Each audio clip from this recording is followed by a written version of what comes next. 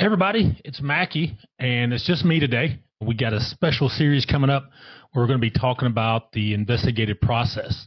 I hope you find it interesting, but I think it's important that we get this laid out there because even a lot of investigators couldn't tell you what the investigative process is. Now, they go out and do it, and some of them do it a great job, but I think it's important when we're laying out our plan to a client that we lay out the process, and we do that in our statement of work. We lay out the goals. We lay out the assumptions. We lay out the tests we're going to do, what kind of tools we're going to use, and then we talk about how we're going to report the facts. So, yeah, it's important to go through it, and I want to write up on my handy-dandy whiteboard here behind me. But, yeah, it's just going to be me here for the next 4 episodes, and we're going to have some special guests coming up. So I hope you stay tuned in and check it out. Now, if you're just listening, I'm going to be doing some writing on the board, and you can check it out if you flip over to YouTube and see what I'm writing on the board. But it's not important. Hopefully I can explain it good enough so you can understand what I'm doing, even on the audio version only. So here we go. Let's check it out. Let's talk about the investigative process. Let's talk about step number 1. I'm going to write up on the board here. Number 1 is list goals. We're going to list the goals. All right. Oftentimes clients come to me and they say, hey, I know something's going on, but I don't even know what I need to be doing. And that's why they come to us, the professionals who've worked thousands of cases, ranging from domestic all the way down to simply finding somebody through IRB through a simple internet search. So, and anything in between, missing persons and all those things. So goals for the case could be, let's talk about domestic, proving my spouse is cheating. Okay, that's a good goal. Or prove the other parents are unfit, child custody. Criminal, it could be go out and find new evidence. Find some witnesses that were not available to testify or were not questioned by the police at the time of the original investigation. Or let's talk about workers' compensation fraud. We want to prove that this person is faking an injury so we can stop paying them and potentially pursue criminal charges. So those are just a few goals. This first part, we're going to just go through the process, the steps, and then the following episodes, we're going to break it down step by step about and list out some goals. But here we go. Let's talk about step 2. Step 2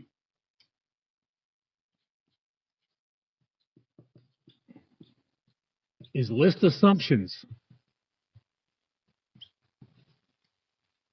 All right, list assumptions. I keep hitting my handy-dandy board here, but hey, we're good.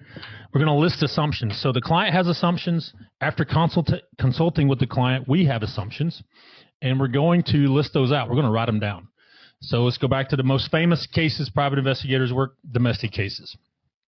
Assumptions may be that we think our spouse is having an affair. So we go out and we take a look, and we're going to say, hey, assumptions are they're seeing another person. Sometimes the client can name the person. They say, hey, I think it's such and such. So we write that down. Hey, this is an assumption. Another assumption is they may be hiding assets. I have the assumption that my husband is hiding assets. Now, clients come to us and they say they have proof of it. We start looking at proof. It's not proof. It's just hearsay and those kind of things. But that's why they're hiring us, to go out and take a look and prove these things to be facts. So step number 2 was list assumptions. Number 3, test with tools.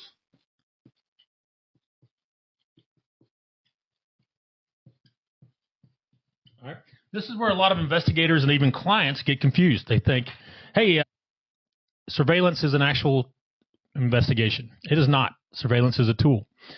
They think that finding and locating witnesses is an actual investigation. It is not. It's a tool to use to prove assumptions as facts. So when we get going here, in the next parts, you'll see where I list assumptions on one side, and then we test, and out the other side, there's facts. So you may have 100 assumptions.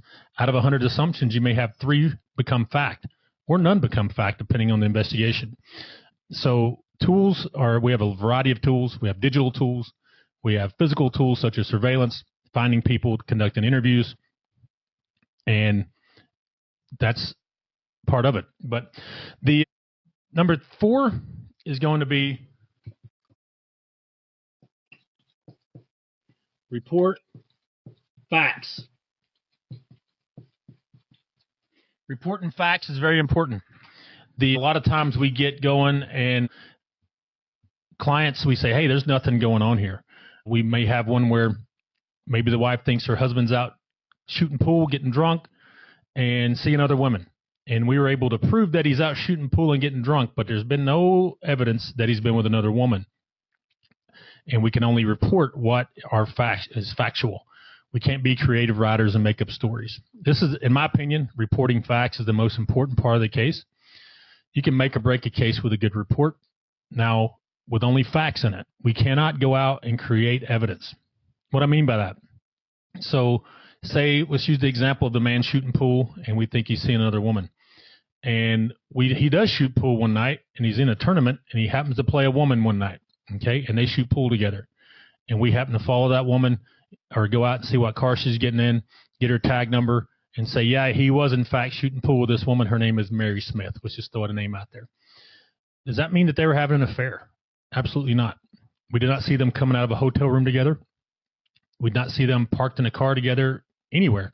They did not go to each other's house. So we cannot say that it appears that they are having a relationship. So I've seen investigators would actually elaborate on their writing and say something like, he appeared to be in a relationship with this woman. But when you look at the evidence, the surveillance, the photos, they were just shooting pool together. So it's not factual. So, all right, let's try it. I put this in a quadrant. Draw 4 quadrants here. Okay. And we got the goals quadrant. We got the assumptions quadrant.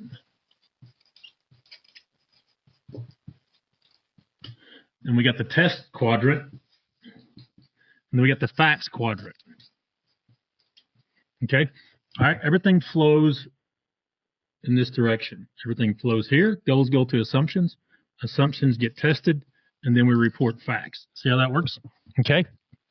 All right. We may have several goals here. We may have a bunch of goals here. All right. I'm just doing some scribbling. We may have a bunch of assumptions here under assumptions, and then we test. Okay. We test those assumptions with surveillance, digital tools, interviews, and just pure old research sometimes as well. We do research. All right, so maybe we have 100 assumptions. What if we have 100 assumptions? After all the tests, we may come up with only 2 facts. Okay, and that's just the way it is. That's how we do it. And sometimes people get angry about that. They say, "Hey, excuse me, I know something's going on, and you guys aren't doing your job, but we can go back in our process and show them and show a jury, show a court where this is all taking place."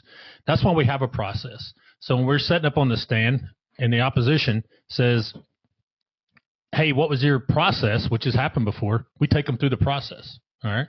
And even the side that we're working for, sometimes they even say things like, "Hey, what's your process?" And we say it at the beginning after they qualify us and all that. We'll say, "Here's our process." And what comes out as facts, what we saw, cannot be disputed. So sometimes it's favorable for a client, sometimes it's not. And I hate it when it's not, because they tend to blame us for their life problems. And so we just cannot report fiction. We can't do it. And I hope people understand that. And after watching this, you see how we go through our process. Some people call it scientific method. I'm not really a scientist, all right?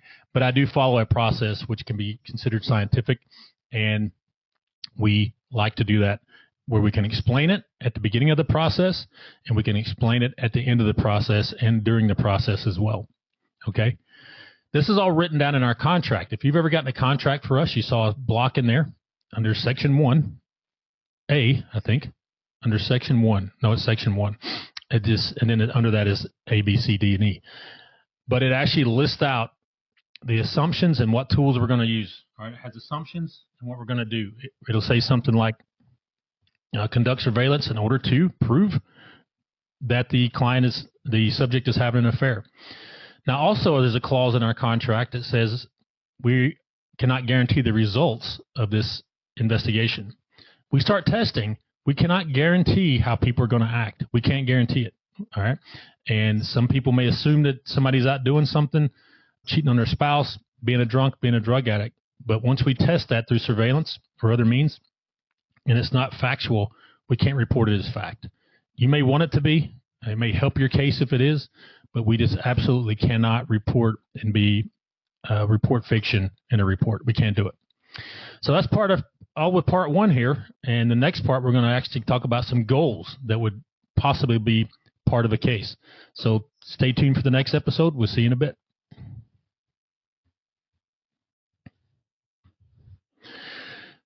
Everybody, it's Macky again. This is part two of our series where we're going through the investigative process. And I hope this is helping you if you're looking to hire an investigator in the future, or maybe you're looking to hire me. I'm not sure. Maybe you just want to know how the process works. Hope this helps you in your decision making. Now, in part one, we went through the actual 4 steps on a broad view.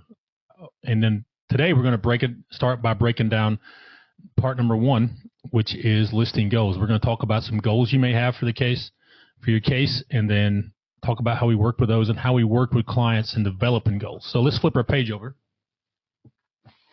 I got my microphone moved up. Maybe you can hear me when I'm back here at the board now. All right. But let's talk about some goals for cases. All right. Step number 1, list goals. All right. Now, oftentimes clients come to us, they don't even know what the goals are. They just say, hey, I know I need some investigating done, and I don't know what to do. I've had people who've been in jail for 20 years, and they've had some appeals that failed or whatever. My shirt keeps getting hung up here. But they've had some appeals that failed or whatever, and they say, hey, there's other evidence out there. There's other witnesses that can show that can talk about how I wasn't even at the crime scene. But it never was brought up in the original trial. My court-appointed attorneys have never brought it up there in appeals, and I'd like somebody to go out and do it. They may not know that's a goal, but a goal is find witnesses. Let's write it down.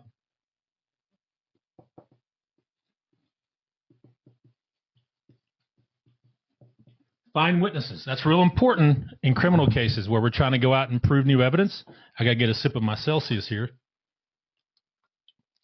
Where we got to go out and find new evidence, and witnesses are a big part of that. They can give somebody an alibi. They can say, hey, we had one where there was a gun involved, and they said our client owned the gun, but we had another guy that we found that said he didn't own the gun. I was trying to buy it from another guy. So that's a big deal. Now, it's still a long process. Rule 32s are a long process, and once you're in that system, it's a long process to get out. It's hard to untie that convicted knot. Does that make sense? So that's one big deal there. All right, let's talk about domestic case. All right. Prove spouse is cheating. Big one, right?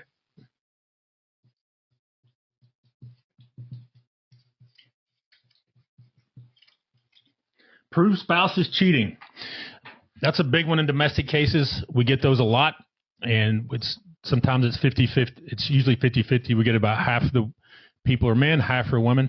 Now, ours come in spurts. So for 60 days, we'll have nothing but cheating men. And then for the next 60 days, it's the women's quarter or whatever you want to call it. And it's nothing but women for 60 days. But it is about 50-50 mix, men and women. The interesting part is a lot of people get on Facebook groups and different things, and they say, it's Alabama or Tennessee or you name it. It don't matter if you get evidence for adultery. It doesn't matter. Most people come to us, they just want to know. They want to prove that their spouse is cheating so they can move on with their life. A lot of them do it for religious reasons. Some just do it for they want to know. Okay. Now there is some impact here and on the cheating spouse. When you're talking divorce, you can, if you have a good lawyer, you can push for, hey, I've been home raising children, and this guy or this girl has been out running around with another woman, getting drunk all the time, spending money, all those things. I've been trying to hold the family together while this person has been out blowing all of our money. All right. Another goal would be, along with this, the cheating is spends money, excessive spending.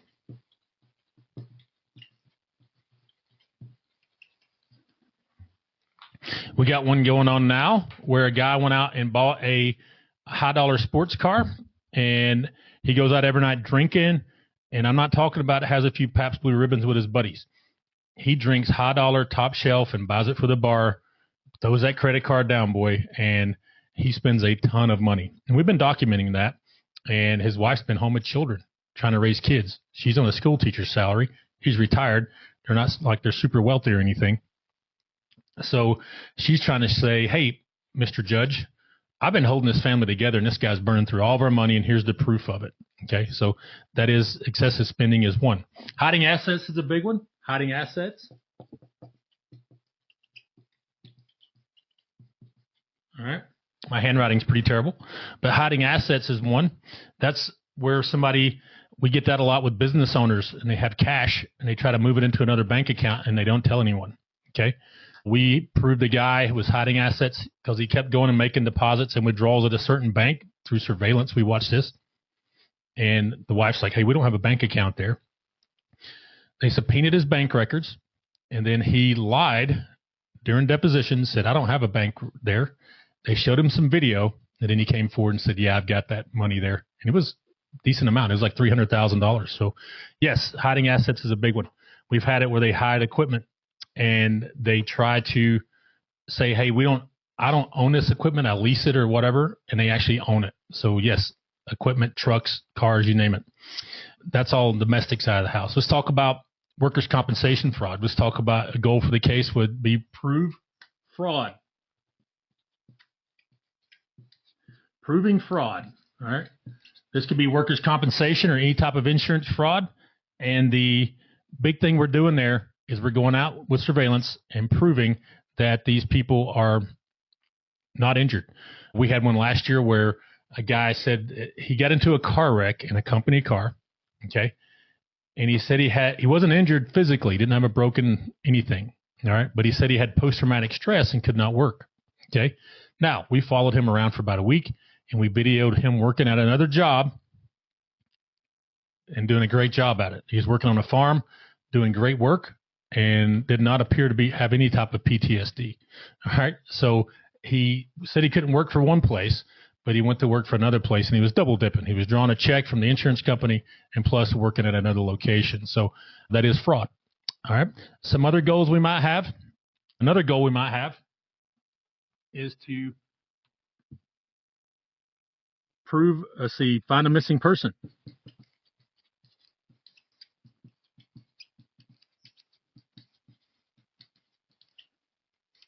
Okay.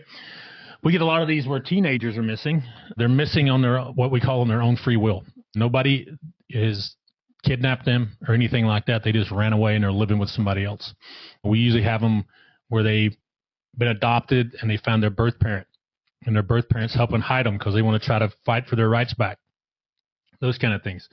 Or they've got into it with their parents and they've ran off and living with friends. That's a big deal because if they're living with another adult and they're underage, why won't that adult report them as missing? Okay. Now, if there's abuse going on in the home, sexual abuse, physical abuse, that's one thing. They're trying to protect the child from abuse. 99% of the time, there's no abuse. They just don't want to act the way their parents are telling them to. They don't want to have discipline in the home, and they get their phone taken from them, so they run away. And we get hired to go find them. Okay. And then these goals could go on forever and ever. I'm not sure. In the comments, list some more goals that you could have in a case. The goals are oftentimes clients come to us. They don't even know what their goals are, and we help them through that. Hey, what is going to help you win your case or get a favorable outcome? That's what a goal is. What helps you get a favorable outcome? And that's where we come into play. Hey, we've seen thousands of cases, and we say, hey, based off what you're telling me, this would be a favorable outcome if we were able to prove this. So, yeah, that's a goal. And that's what we do. And that's it for part one. I'd like to see some comments talking about some goals that you've had in cases or a goal you'd like to see us talk about. Just let me know. Talk to you soon.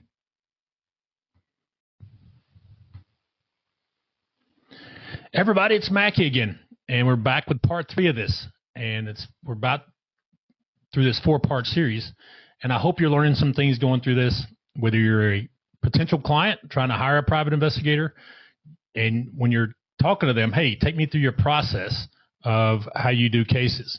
And if they can't take you through the process, then I would probably move on to the next one. There's plenty out there.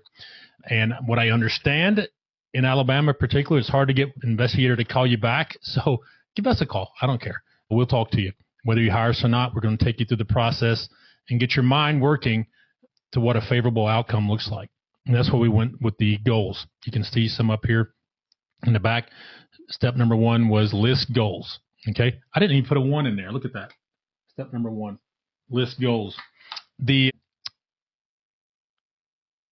goal is what can give you a favorable outcome for your case, whether you win your case, or a lot of times in civil cases, you don't really win, you get a favorable outcome. So let's go to step 2, though. That's where we get into assumptions. All right, I'm going to change my sheet over here. I'm going to write it down up here.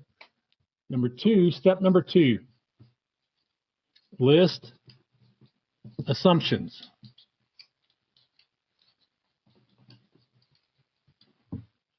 All right, listing assumptions is a big part of this. So we have goals where we said, hey, I want these things to happen. I want this to happen at the end. At the end of this case, this is what I think things should look like at the end. Okay. Now, after that, we got to say, hey, there's some assumptions we got to prove to see if we can make, if they're facts. Okay. You can't take assumptions in the court. All right. The judge is going to shut you down. The opposing lawyer is going to shut you down real quick if you go in with assumptions. What I've heard it said before, assumptions make asses out of all of us, and that is correct. Okay. But we test those assumptions. But let's list some assumptions. And the reason why we list them out is we want the client to understand what we are testing. All right. We put them on paper and they sign it. All right. They say, here's what we think's happening. And here's how we're going to test it. But we're in 2 here. So we're still just talking about assumptions. All right. A big one. I think my husband has a girlfriend.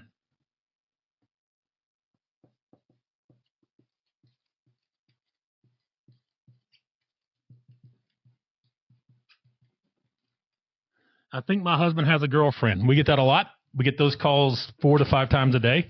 They don't always hire us. They sometimes don't have the funds to hire us. Sometimes they go to another investigator. That's fine with us. We just want to talk to as many people as possible about our services. The husband has a girlfriend is a big assumption. We've had plenty of cases where they said, hey, my husband has a girlfriend or my wife has a boyfriend. And we go out and test through surveillance, and it's not proven to be true. And the client comes back and says, look, you guys did not do this properly. You didn't surveil hard enough. I'm not sure what that means, but I've had it happen before. People tell me that before. Look, you paid for a certain amount of hours, and that's how it goes, man. If you want to pay for more and just keep looking and keep watching, then we can do it. There are some other tricks we use, with talking to people, with interviews with people that may have seen these people coming in and out of a certain area together, but mainly through surveillance when we're proving is the tool we use for proving adultery. All right. Hiding assets. Let's say wife this time. It's 50-50. So let's say wife.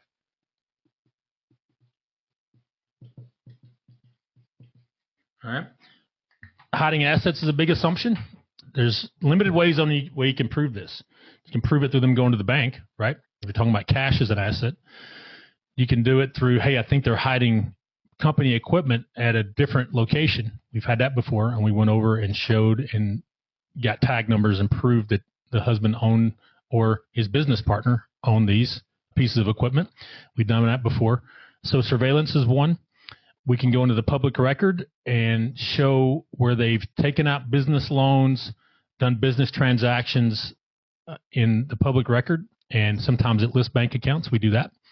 So there's limited ways we can do it. A lot of people say, hey, I want to see what's in their bank account.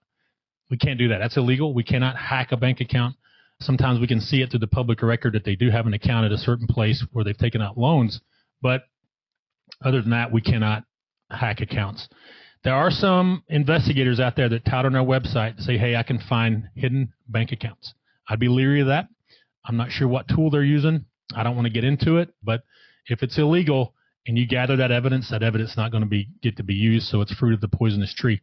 So that evidence, we're going to have another episode on what is good evidence and another episode. But you got to watch how they're gathering it. If they're gathering the evidence illegally, then it's not going to be able to be used. All right. So hiding assets is an assumption. What's another assumption? I listed some here before we started. Subject faking injuries.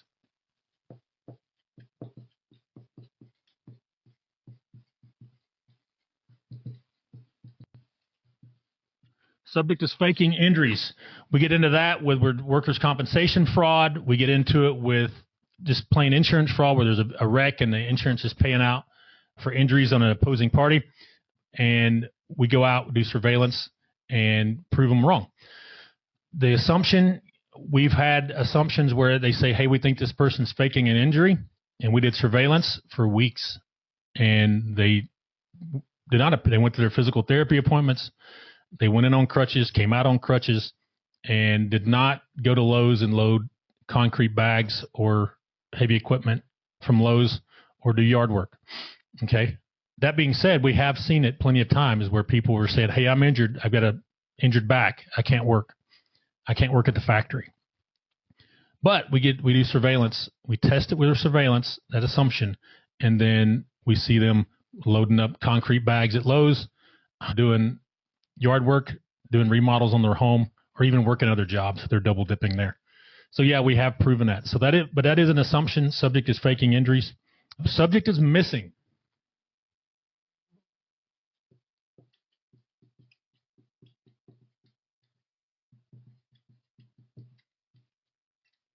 Okay.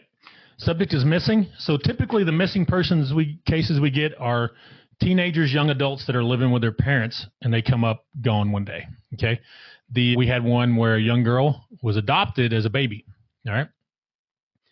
And as she got older, she was 16, 17. She got older. She started reconnecting with her birth mother. Fine. Okay. But also at her home, her adopted family would not allow her to do certain things. They didn't allow drinking for teenagers, which is good. Okay. They didn't allow staying out past midnight, certain things that she couldn't do. And she got tired of it. But one night she broke curfew and her adoptive parents took her phone away. So she got mad and ran off to her birth mother's house. All right. Now, they reported to the police as missing, and they hired me to go help find her. Okay. And I immediately went to the birth mother's home and started doing surveillance there. And lo and behold, she was there. Okay. And we called the sheriff and they came got her. But the adoptive parents called the birth mother many times and said, hey, is she over there? And she kept lying to them and saying no. Now, she never lied to the police about it. As soon as the police showed up, she turned the girl over. But I thought that was kind of low down. Hey, you haven't been in our life in 16, 17 years, and all of a sudden you're going to start making parenting decisions? I don't think so. All right. But yeah, we got to prove the subject is missing. Sometimes that's an assumption. We had one where it was a 20-year-old girl who was in college, but she was still living with her parents. And they said, hey, she's missing. And we found out she was living with her boyfriend. Is she really missing? She's 20. She can make her own decisions. Not sure if that's a real missing person, but the parents were worried to death about her, and we did find her. And she was okay. She was just living with her boyfriend. It was another one where they had some rules at home, and she didn't want to follow them. So that's part of that. Okay. Some other assumptions. I had a little pause there. I'm sorry. Some other assumptions we get into is a simple one. All right. I think this person, a phone number belongs to a certain person.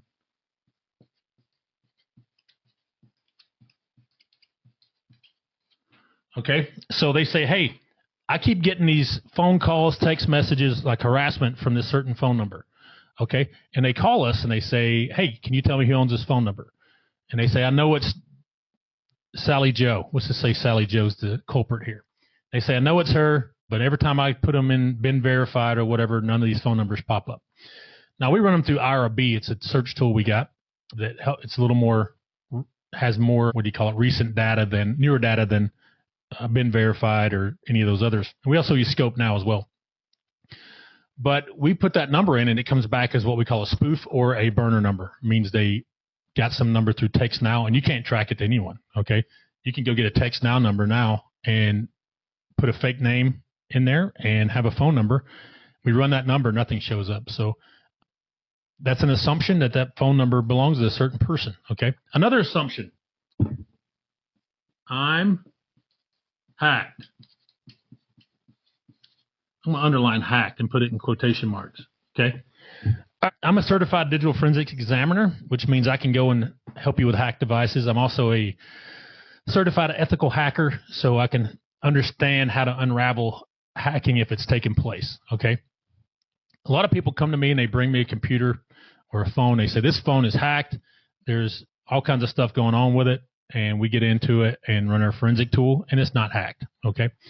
And then they say, well, how do they know what I've been saying? And I say, well, do they ever have access to your cloud accounts? iCloud, Gmail, you name it, whatever cloud account you're using. And they say, yes, they did have access to that at one point. And I say, well, they probably still do. All right. And we go through changing passwords or completely closing in a cloud account and open up a new one. And that typically resolves the problem. It's been very rare that I've got a phone. I'd say we've worked probably 300 digital forensic cases involving phones. 2 of those actually had spyware installed. Okay. Spyware is where they go in and they can root the phone or jailbreak the phone if you get an Apple and install an actual app on there. And it's hard to see just from scrolling the phone. If you hook a forensic tool up to it, though, it can actually see it. Okay. And probably 2 total. What we normally see is somebody has access to somebody's email, or they have access to their cloud, which emails are all stored in the cloud now anyways. They're very rarely locally stored like they used to be. But that's an assumption. Hey, I'm hacked. And then we go out and test it with tools and try to prove it. Okay. Those are some assumptions in cases. Put it in the comments if you want to talk about some more assumptions, and we'll talk about it. We'll have an episode about it. All right. Talk to you soon.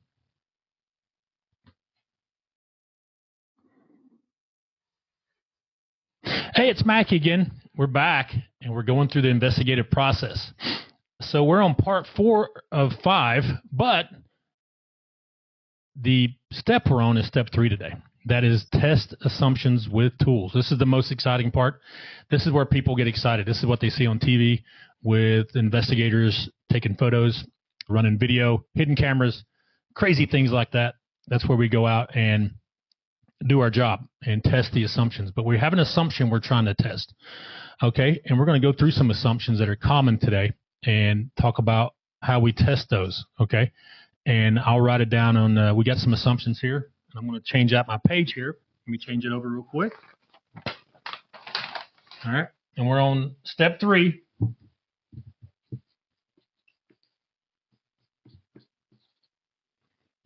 Test. All right, we're testing. So over here on this side, I'm going to write assumptions. Over here, I'm going to write the test we're going to use. Okay. All right. So that's why we list out the assumptions at the beginning of the case. And then we say, here's how we're going to test this out. That way, when the client comes back later on and they say, hey, you guys didn't do anything right. And we go, yeah, we did. Here's our process we went through. And here's your report. They can, I don't want to be ugly, but sometimes people just get mad because their life is going bad in general. And they try to say we didn't do our job. But we can list out our process, show how we went through the process. And we're on step 3 now where we're actually testing. That's where we're out doing surveillance. All right. Let's go with the big one that people like to talk about, and that is cheating spouse.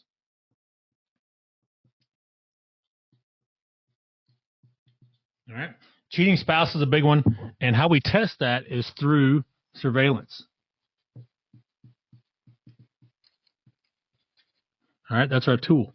I'm going to put tool here. All right, that's our tool. So we do it through surveillance. We may do that from our car. We may do it from walking around, but we're going to have a recorder of some kind. We have video recorders. We have our phones is a big one. We use them when we're on foot, like in a bar, in a restaurant, walking around a neighborhood. We use our phones for that. And then our cars, we use camcorders. All right, nothing crazy. We don't use SLR with the big super telephoto lens like you see on TV and in the photos. Those things are limited in what they can do. Our handy cams we use have night vision, so we work great at night. But yeah, we test it with surveillance. We get out, we make a plan. A lot of people ask us about using GPS trackers on cars. We're kind of getting away from that a little bit now because they've made it so difficult. Somebody has to show me on paper where they own an actual vehicle before I will put a tracker on it. All right. They got to be listed on there. Okay. Used to be a little more loose where the person can say, well, we're married and we own it together. It was purchased during the marriage. Technically, you're right, but somebody could press that in court and get me in trouble and get us, and none of the evidence hold up in court. So another big one is, let's talk about some of our assumptions we had on the other one. Faking injuries.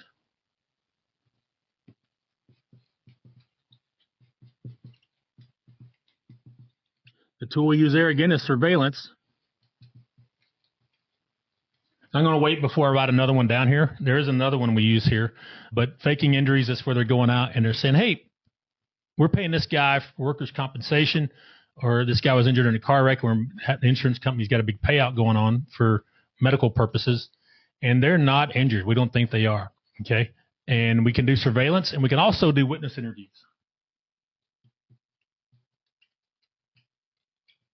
We've done that before, okay, where we said, we did the surveillance, and there was people around, and we said, hey, is Johnny really hurt? And they go, nah, he's been working for 2 weeks for us. So they will tell you, a lot of people, they will double dip. They'll draw money from the insurance company, be on workers' comp, but they'll go work at another place in secret, get money under the table, you name it. Okay, we had it where a guy was working on a farm, doing a great job.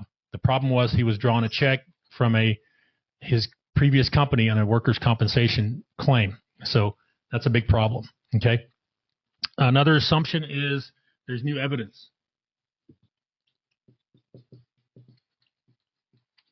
That's a common one with the Rule 32s where people are in jail and they're saying, hey, there's new evidence out there to be discovered. Okay, that typically comes from witnesses. We do that through interviews. The microphone in the way. We can just turn it a little bit if you can. We can possibly turn it a little bit there. And we do that through interviews. Now, the big thing about these is we're trying to locate people, excuse me, that may be 20 years after the fact or more. So they could be dead, this person we're trying to find. They could not want to talk about it. They could say, hey, I've moved on with my life. I'm not going to discuss it. And we try to coerce them and saying, look, let's do the right thing and try to get this person out of jail because they shouldn't be there. And oftentimes they will talk to us. They say, hey, I want to do the right thing. And we'll do an interview, and they can explain to us whatever we're trying to prove. If the client says, I wasn't at the crime scene when this person got murdered or this accident happened, then this person can vouch for them. Now, typically on a Rule 32, just one person saying it's not enough. You have to have multiple eyewitnesses saying that our client was not there or whatever. But, yeah, we go out and we try to find these people. We can also do that through a accident recreation.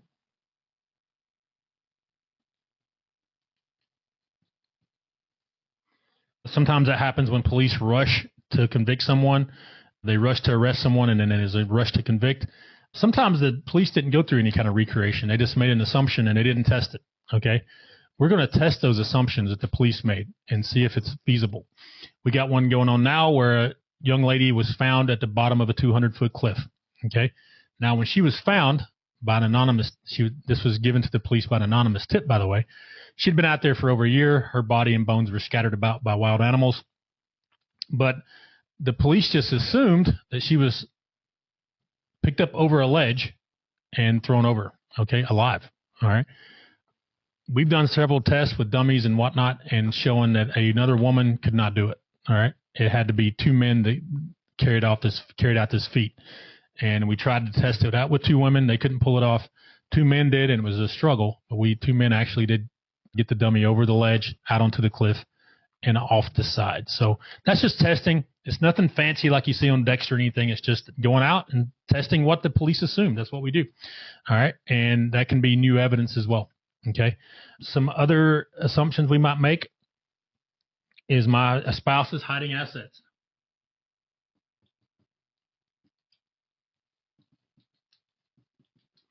All right. How we test that, we talked about it, is through surveillance and research. We got one going on now where the guy, during his interrogatories, meaning they're getting divorced, and he put down that he owned one house and a car. Okay. All right.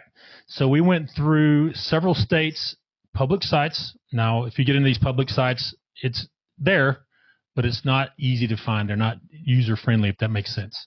So we were able to find that he's got about 12 properties spread across 3 states that he's purchased under a LLC. So this is all purchased while he was married to his wife, so she gets part of those proceeds, all right? So that was brought up, and he had to go back and redo his interrogatories because now he's talking about negotiating. He wasn't going to at first. He's talking about alimony now and some different things so that she doesn't take him to the cleaners with these properties he's purchased and tried to hide from her, all right? So research is a tool as well. Another big assumption is I'm hacked. All right.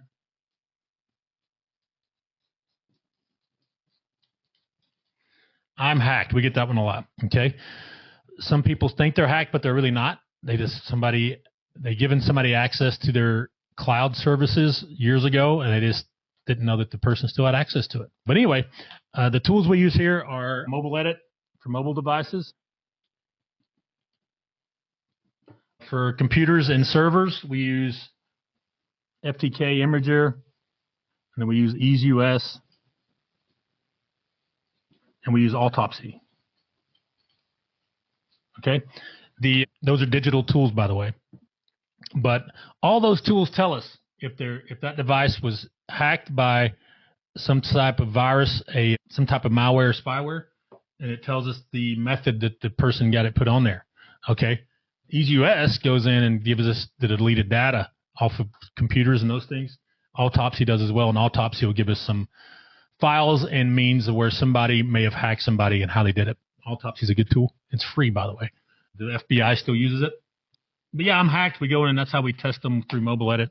We use forensically sound tools so that people can say, we can say either you are or you're not, all right? And we can report that in court, and the court will be like, did you go through some kind of process? And we're like, yes, we did. Here's our process. And they're like, okay, all right. And another big assumption we get is listening devices.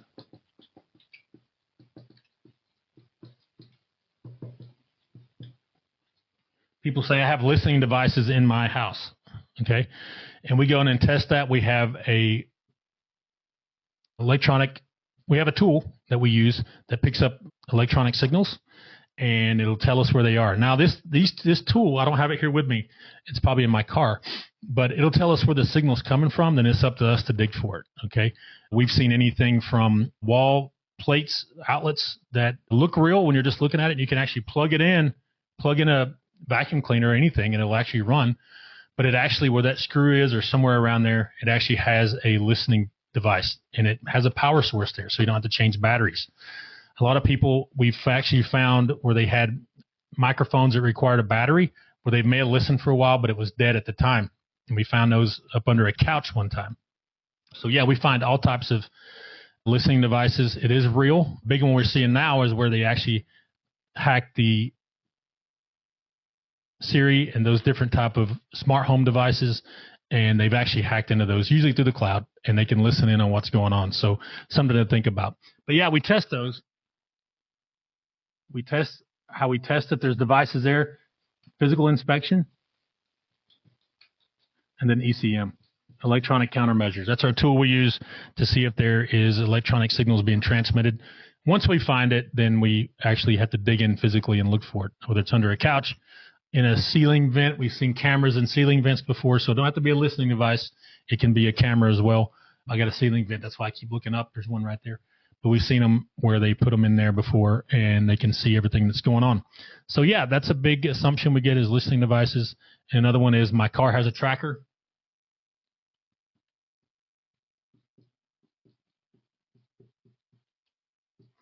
Our electronic countermeasures tool doesn't work good on cars, but it does pick up magnets. That's a big thing. Most of your trackers today, if they're stuck on the outside, they're either in a box with magnets on there, or it's a little Land Air C54 with a magnet built in, and you can slap it on the bottom. That thing will pick up the magnetic part of that device and give you and sound off and let you know it's there. Mostly cars, though, you're up underneath that thing with a flashlight, digging around looking for it. We know where they're mainly put if they're hidden well. So we know where to look and where to look under them. Another place people put them is under the seats of cars, so it's a physical search.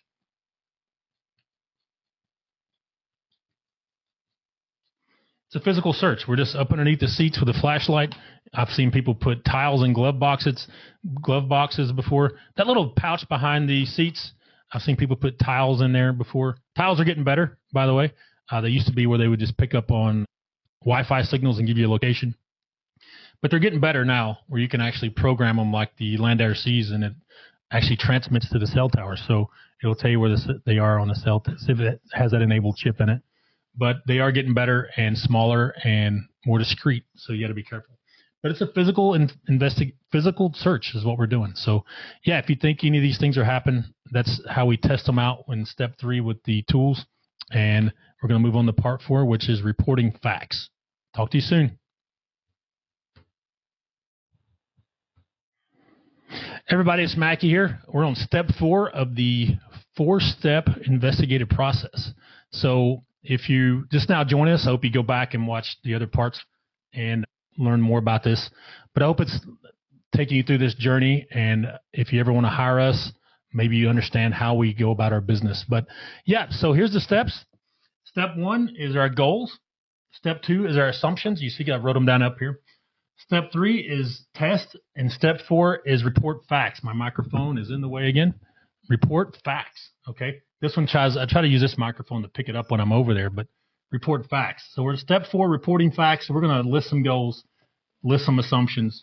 Step 3, we're going to test. Step 4, we're going to report facts. So I'm kind of just going to walk you through this process and show you how this goes. Excuse me, how this goes. But yeah, step 1, we had our goals. So let's go on a common one here. And that is, husband is cheating.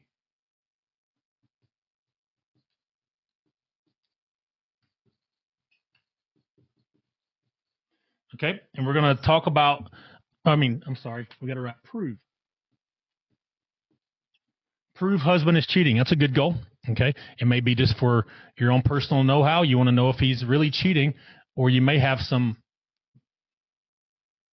you and your lawyer may have a plan to say, hey, how this cheating, you've been staying home with the children while he's been out partying it up with his new woman and spending all your money. It may have an impact on the splits, the asset splits. So we can see there. That's a good goal to have. Okay. So some assumptions we may have that follow this is that he has a girlfriend. Another assumption is that he spends a lot of money on it, excessive spending.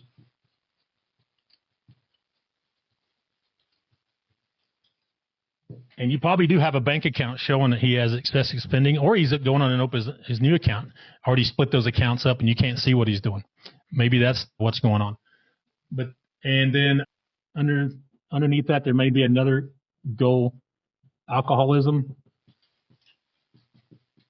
That's a big deal when you're talking child custody. Excessive drinking.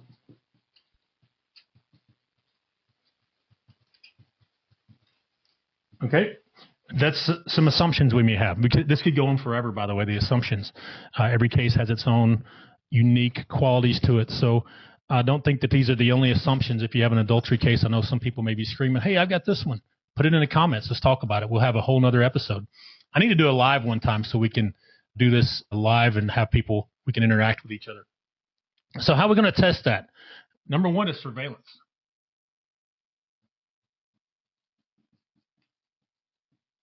All right, we're going to go out and we're going to start watching this guy, seeing what he's up to. You may have some assumptions that you may tell me, hey, he's gone. This ain't an assumption. This is what you know. He may be staying out certain times at night and you don't know where he is. He's turned his locations off on his phone. You have no idea where he is. So, and that's when we're going to start watching him. GPS tracker may be in play here. Depends on who owns the vehicle. That's the big thing about GPS trackers is ownership. Go back and watch our episode on GPS tracking. But surveillance is going to be a big part of this. So, yeah, surveillance. We might have some witnesses that can attest to it. We might can do some interviews. Okay? We might can test it with some interviews and say, hey, his coworker is on my side. He said he's seen him cheating with this woman, and he's willing to talk about it. I don't recommend you do it. Have us go do it, record it, transcribe it, and put it in a report, okay? And it is just more professional, easier for everybody to read, and there's no bias involved there, okay? So that's a possibility, okay? Sometimes they leave behind a device, and we can do digital forensics.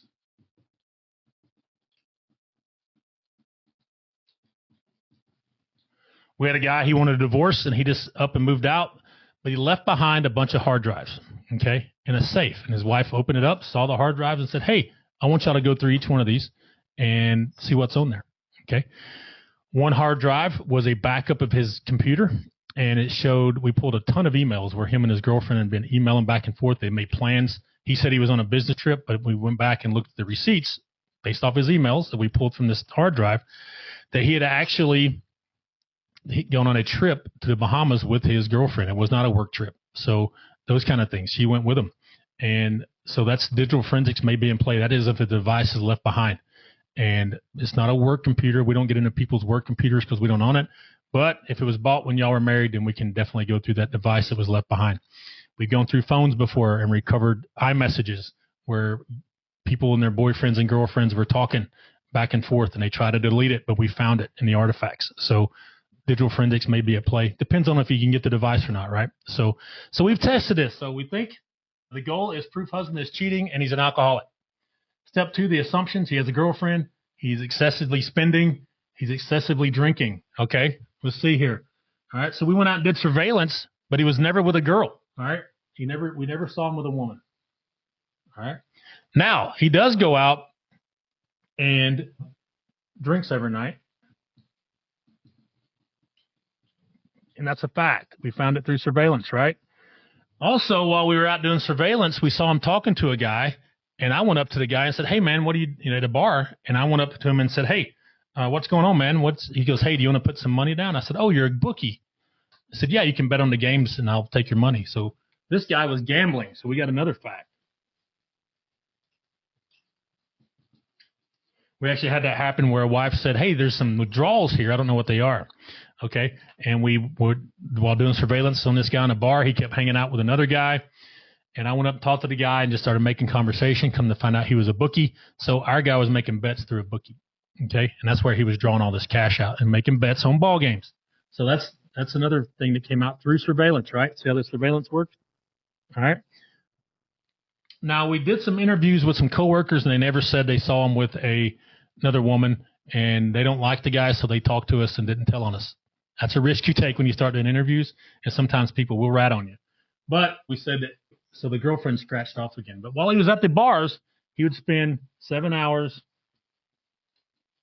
and we actually got a picture of one of his receipts one time. We actually do that, where they leave the bar, leave the receipt up on the bar or the table. We'll snap a picture of it and see how much they spend. And then one night, this guy spent $450.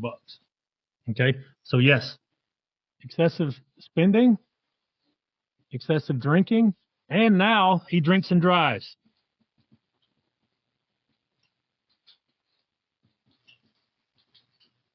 All right, is that a big deal when it comes to the custody part of this whole thing? Most of these divorces and adultery cases we run into have a custody portion to it. So yes, that's a big deal.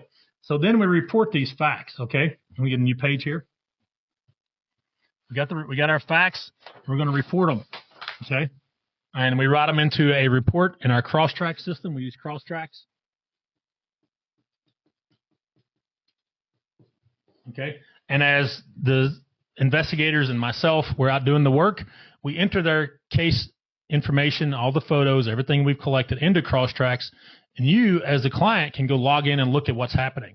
Okay? That's important to us because we may see something that's not that important. Hey, we saw him talking to a guy in his car, but you know that guy to be a drug dealer.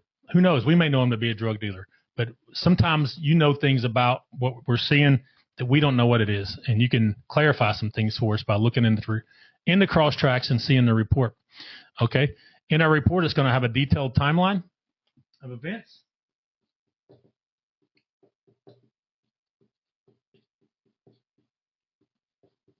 Timeline of events on one page.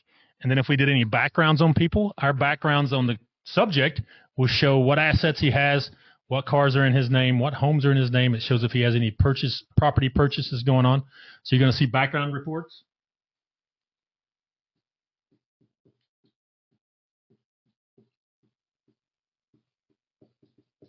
All right. On the subject, and we're going to say others. If we see the subject in contact with somebody else, we're going to try to get some identifying information from a tag number or whatever and identify who that is and do a background on it. All right. We had one recently where a woman was cheating on her husband, and she was cheating on him with a guy who was he was a registered sex offender. Okay. I don't know if she knew that or not, but we pulled his background, and sure enough, there he was.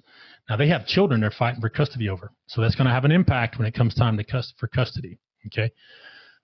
And then any other information. If we did interviews, it's going to have a transcript.